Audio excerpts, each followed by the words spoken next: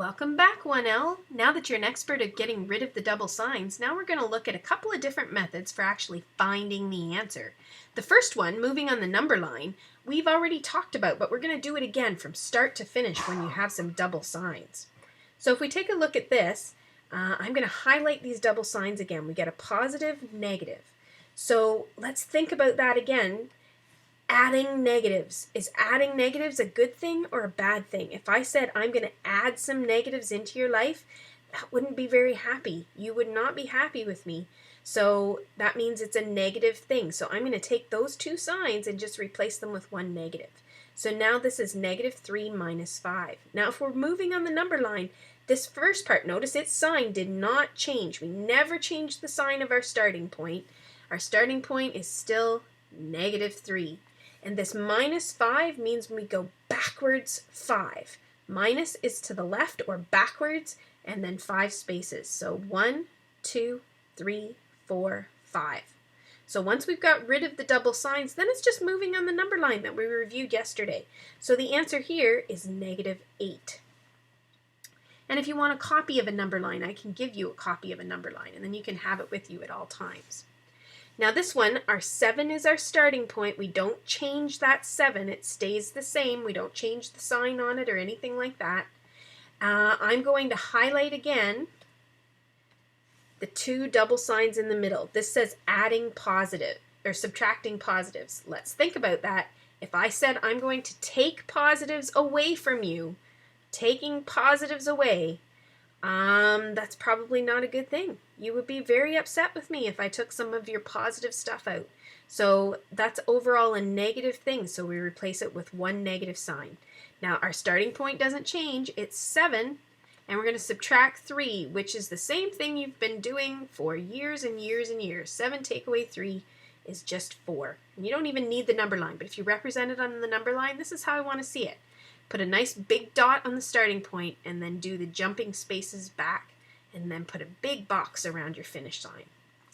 Okay, now here again, -4 is our starting point, so -4 stays exactly the same. I'm going to highlight the double signs. That says we're going to take away negatives. If I said I'm going to take away your negative influences, is that going to have a good effect or a bad effect on your life? I think it's probably going to be a good effect if I took away your negative influences. And a good effect is a positive effect. So we're going to put down the plus and then a 2. So -4 plus 2 is just, well, let's find out on the number line. If we've got -4, remember adding goes to the right, so we're going to jump 2 spaces. So -4 plus 2 is at -2. Now method B is a little bit different. It lets us do it without the number line. So let's have a look. It says if signs are the same after getting rid of the double signs, add the numbers and the answer has the same sign. So here's what we're going to look at. We've got -12, and then when we get rid of those two double signs, we've got positive negative. So adding negatives is not a good thing. It's a negative thing. So we get rid of that, and it's -6. Now, if we think about that for a minute, I'm just going to draw circles around this. I'm going to use a different color. Basically, what this says is I have 12 negatives and I have 6 more negatives. And if I have 12 negatives and 6 more negatives, what I have is just 18 negatives. The signs are the same, so they just go together. They like each other. I've got 18 negatives if I have 12 negatives and then another 6 negatives. Okay. So now let's look at the next one. And see, we didn't even need a number line for that one. Let's look at the next one. It's got a negative and a negative in there. So let's put them together.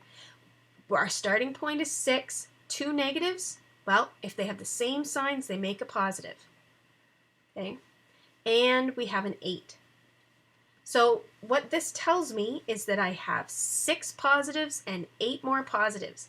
And that just means that I have 14 positives. If signs are different after getting rid of the double signs, subtract the numbers and the answers will have the same sign as the larger amount. So let's think about this one for a minute. We have positive negative, so I'm adding negatives. Is that a good thing or a bad thing? Well, if I'm adding negatives into your life, you're probably not going to be very happy, so I'm going to replace that with a negative.